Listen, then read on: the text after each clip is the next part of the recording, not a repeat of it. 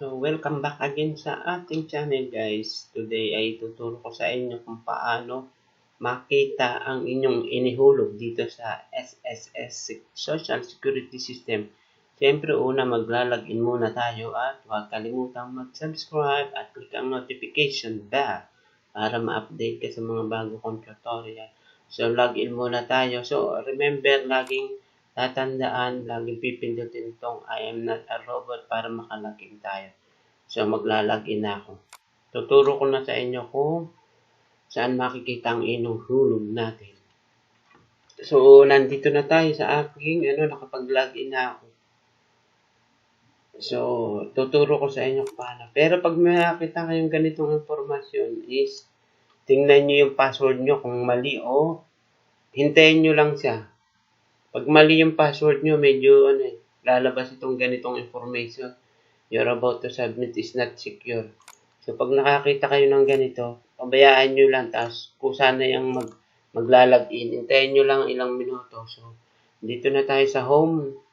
Ituturo ko sa inyo kung paano, kung saan makikita ang inyong inihulog. So, punta tayo sa inquiry. Inquiry tayo. Tapos, klikin nyo itong contribution. So, remember, inquiry, tapos contribution. So, klikin nyo yan. Diyan nyo yan makikita ang inyong inihulog na pera. At kung kailan, meron siyang monthly contribution. At saka itong isang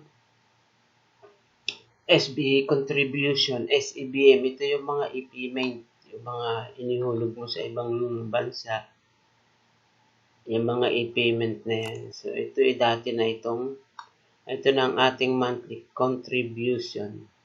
So, from 1994, ito, kompleto ito. 1994 to 2020. So, dito nyo makikita sa loob ang mga hinihulog nyo, kung magkano ba siya. Yan, total number ng contribution nyo.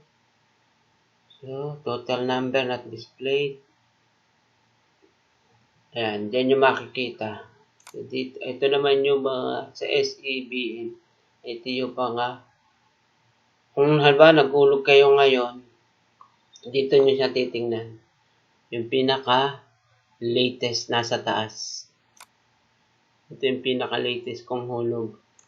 So, 2020. From 1994 pa ako naghulog. So, naka-details yan dito. Ito ang pinaka-latest nasa taas. Kung kayo naghulog, tingnan nyo lang dito sa pinaka-taas. Yung latest lahat nandito sa taas. So, gano'n lang kasimple. Kung paano makita ang inyong hulog. Para hindi na kayo problema kung nag-text ba o ano. Kung alam nyo ba basta pagpunta nyo rito, makikita nyo lang siya dyan.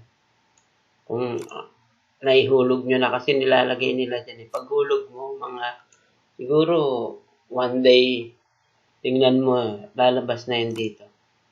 So, ganun lang kasimple guys. Kung may mga tanong, pwede kayo magtanong. At huwag kalimutang mag-subscribe sa aking channel. At maraming salamat sa panonood. At huwag kalimutan i-click ang notification bell. Maraming salamat. Magandang dilag.